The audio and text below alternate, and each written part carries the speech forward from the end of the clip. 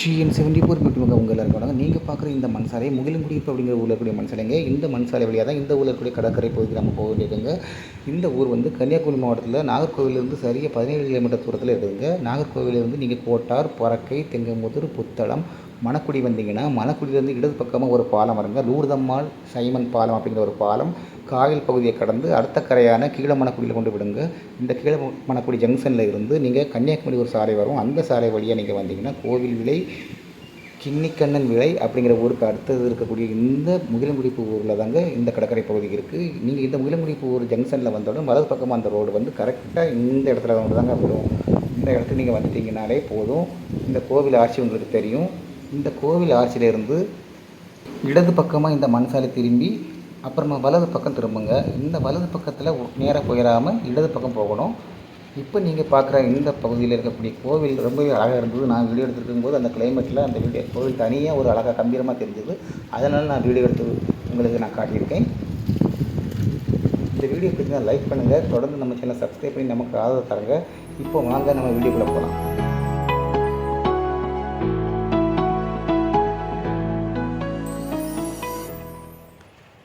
நண்பர்களே, நீங்கள் பார்த்த அந்த கோவில் நுழைவு வாயிலிருந்து இடது பக்கம் திரும்பி அப்புறம் உடனே வலது பக்கம் திரும்பினா அந்த ரோடு நேராகவே போகுங்க. நம்ம நேராகவே போகாமல் திரும்பினவுடன் இடது பக்கத்தில் நீங்கள் பார்த்தீங்கன்னா ஒரு 3 பனைமரம் நிற்கும். அந்த 3 பனைமரம் வழியாக அந்த 3 பனைமரத்தின் இடைவெளியாக வந்து ஒரு பாதை போகும். அந்த பாதை வழியாக போனால் நம்ம கடல்கிட்ட போயிடலாங்க. நண்பர்களே, உங்களுக்கு நான் மறுபடியும் அந்த கோவிலுடைய நுழைவாயிலை காட்டியிருப்பேன். எதுக்காக காட்டினா அந்த கோவில் நுழைவாயிலேருந்து நீங்கள் ஆப்போசிட்டில் பார்த்தீங்கன்னா நான் சொன்ன அந்த 3 பனைமரம் இருக்குங்க. நான் முதல்ல சொல்லியிருப்பேன்ல, இடது பக்கம் திரும்பி வலது பக்கம் திரும்பணும். வலது பக்கம் திரும்பினா நேராக ஒரு ரோடு போகும் அப்படின்னு. அந்த ரோடும் கடற்கரைக்கு தான் போகக்கூடிய ரோடு தான். ஆனால் நம்ம ரொம்ப தள்ளி போகாமல் உடனே இருக்கக்கூடிய இந்த பாதை வழியாக, இந்த பனைமரத்துக்கு பக்கத்தில் உங்களுக்கு பாதை தெரியும், உங்களுக்கு அந்த பாதை வழியாக நீங்கள் போனாலே போதும். இது வந்து நான் சின்ன வயசில் நான் ஒருத்தங்க கூட வேலைக்கு போயிட்டு இருந்தேன். அவங்க வீட்டு பக்கத்தில் இருக்கக்கூடிய ஏரியான்னு சொல்லிட்டு இங்கே கூப்பிட்டுருந்தாங்க. அந்த ஞாபகத்தில் தான் நான் இன்றைக்கி இங்கே வந்தேன். ரொம்பவே ஒரு அழகான பிளேஸ்.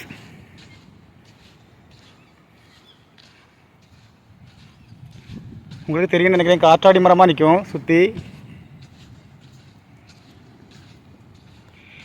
ஏன் இது அழகான பிளேஸ் அப்படின்னு நான் சொன்னேன்னா, பொதுவாகவே நம்ம கடற்கரைக்கு வரக்கூடிய நேரத்தில் கடற்கரையை ஒட்டிய பகுதிகளில் வந்து தென்னை மரம் நிற்கும், இல்லைன்னா உடை மரம், அந்த மாதிரிப்பட்ட மரங்கள், இல்லைன்னா காற்றாடி மரம் நிற்கும்.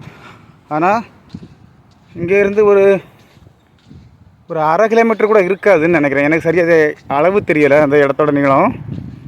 அங்கே எங்கன்னு இருக்குன்னா வயல்காடு இருக்குது, வயல்வெளி. நான் முதல்ல வரும்போது வயல்காடு பசுமையாக இருந்தது. அதை தாண்டினவுடன் கடல் வந்தது. அப்போ நான் நினச்சேன், இப்படி இருக்க கடற்கரை பக்கத்தில் வயல்காடா அப்படிங்கிற ஒரு ஆச்சரியப்பட்டேன்னா. ஏன்னா நிறைய இடங்கள் அப்படி இருக்க வாய்ப்பு இல்லை. இப்போ நீங்கள் பார்க்குறது வந்து அந்த கடற்கரை இருக்கக்கூடிய காற்றாடி மரம் தான். ரொம்பவே தனிமையான ஒரு இடமா இருக்குது. இங்கே யாருமே இல்லை. இது டூரிஸ்ட் பிளேஸ் எல்லாம் கிடையாது. இது வந்து ஒரு ஊர் பக்கத்தில் இருக்கக்கூடிய ஒரு இடம்னு சொல்லலாம். ஆனால் நிறைய பேர் வந்திருக்காங்க. ஏன்னா நிறைய மணலில் வந்து நிறைய கால் தடம் இருக்குது. உங்களுக்கு பார்த்தாலே தெரியும் கடல். இப்போ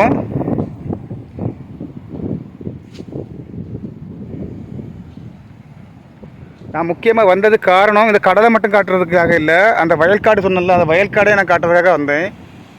ஆனால் என்னால் வந்து அந்த வயல்காட்டை காட்ட முடியாது. காரணம் என்னென்னா, வயலெல்லாம் விளைஞ்சி எல்லோரும் அறுத்துட்டாங்க. வாங்க நண்பர்களே, நம்ம அப்படியே கடலை பார்த்துட்டு நம்ம வீட்டுக்கு கிளம்புவோம். நான் தனியாக தான் இருக்கேன். ஆனால் இங்கே ரொம்பவே அழகான ஒரு ஏரியா. பாருங்கள் கடலோட அலை எப்படி இருக்குன்னு பாருங்கள்.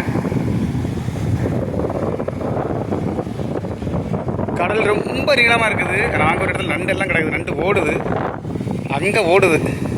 அதனால் பக்கத்தில் போகிறது முன்னே எல்லாமே ஓடிடும்.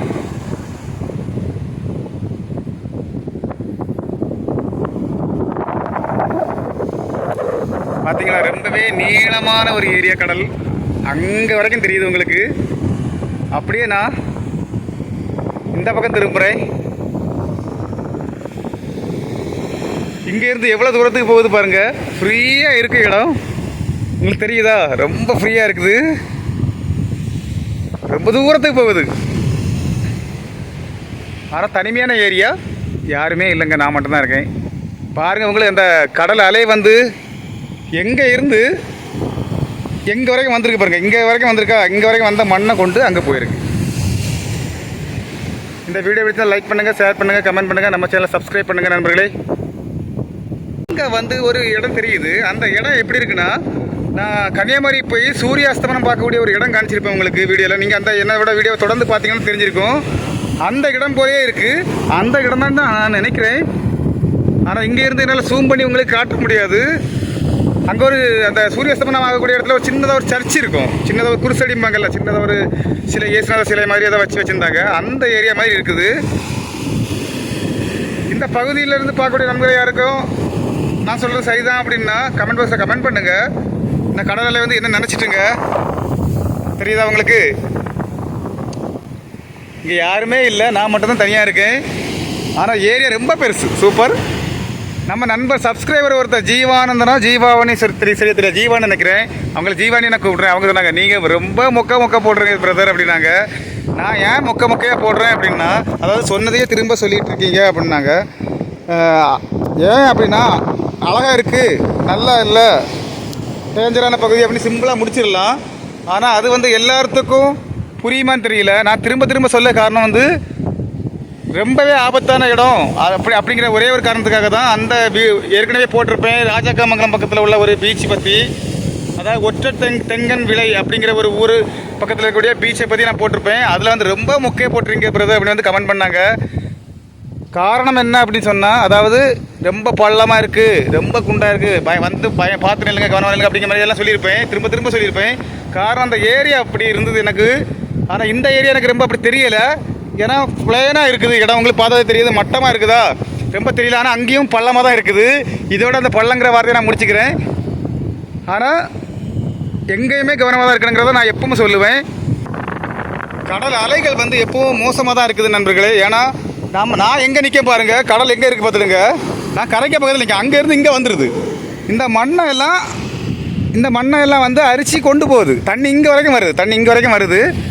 அதனால தான் நான் பொதுவாகவே நிறைய நேரம் நான் சொல்லுவேன், பாதுகாப்பு முக்கியங்கிறது மாதிரி நிறைய சொல்லிகிட்டே இருப்பேன். திரும்ப வார்த்தைகளை கட்டலாம். பிரதருக்கு வந்து ரொம்ப டென்ஷன் ஆகிடுச்சுன்னு நினைக்கிறேன். ரொம்ப மொக்க போடுறீங்க, நீங்களே உங்கள் வீடியோவை பார்ப்பீங்களா அப்படின்னு கேட்டாங்க. நான் என் வீடியோவை நான் பார்த்துட்டு தான் இருக்கேன். எனக்கே தெரியுது திரும்ப நான் பேசுகிறேன்னு. காரணம் என்னென்னா ஒரே ஒரு விஷயந்தான், திரும்ப சொல்லும்போது தான் அந்த இடம் வந்து எவ்வளவுக்கு டேஞ்சரான பகுதி அப்படிங்கிறது மக்களுக்கு தெரியும். இல்லைன்னா சரி சிம்பிளாக சொல்லிட்டு போனாங்க, சரி கடல்னா டேஞ்சர் தானே, ஆபத்தான இடம் தானே அப்படின்னு சொல்லிட்டு விட்டுருவாங்க.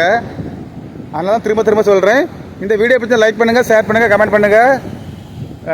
இந்த ஊரோட பேர் எனக்கு சரியாக தெரியலை. நான் இனி தான் அதை போய் செக் பண்ணணும். செக் பண்ணிவிட்டு நான் உங்களுக்கு வீடியோவில் நான் வந்து ஆட் பண்ணி விடுறேன். ரொம்ப நன்றி. வீடியோ போகிற நண்பர்களுக்கு, சப்ஸ்கிரைப் பண்ண நண்பர்களுக்கு எல்லாத்துக்கும் ரொம்ப நன்றி. கடல் அலை என் பக்கத்தில் வந்தாச்சு நினைக்கிறேன், தெரியுதா? நான் பண்ணிக்க இடத்துக்கு வந்துட்டு இதோட இந்த வீடியோவை நான் முடிச்சுக்கிறேன். ரொம்ப நன்றி நண்பர்களே, வணக்கம். கரெக்டா நண்பர்களே, சொல்ல மறந்துட்டேன். இந்த வீடியோட முடிவில் நான் சொன்னேன்ல ஒரு வயக்காடு, அந்த வயல்காடையும் இந்த கடற்கரைக்கு நான் எந்தால வந்தேன் அப்படிங்கிறத ஒரு சிம்பிளாக ஒரு இடம், அதாவது குறிப்பாக அந்த மணக்குடி பாலத்து வரைக்கும் நான் வந்து வீடியோ எடுத்திருக்கேன். பார்த்துக்கிட்டு வீடியோ பிடிச்சிருந்தால் லைக் பண்ணுங்கள், நம்ம சேனலை சப்ஸ்கிரைப் பண்ணுங்கள், தொடர்ந்து எனக்கு ஆதரவு தாருங்க. வணக்கம் நண்பர்களே.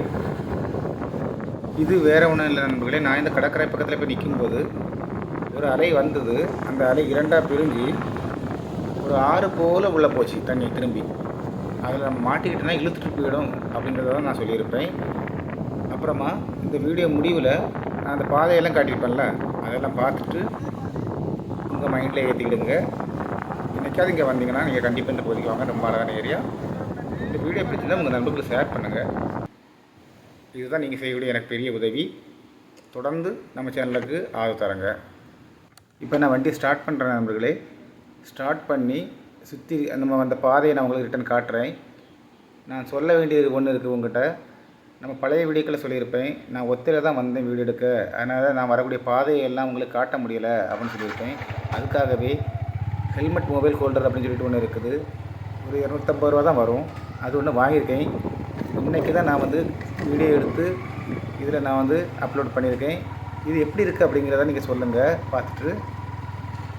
ரொம்ப நன்றி. மறுபடியும் நன்றி சொல்கிறேன். நம்ம சப்ஸ்கிரைபர் நண்பருக்கு பார்த்தாருன்னா ஐயோ அண்ணா மொக்கப்படாங்கிற மாதிரி பேசுவார். அதனால நான் முடிச்சுக்கிறேன். தொடர்ந்து வீடியோ பாருங்கள்.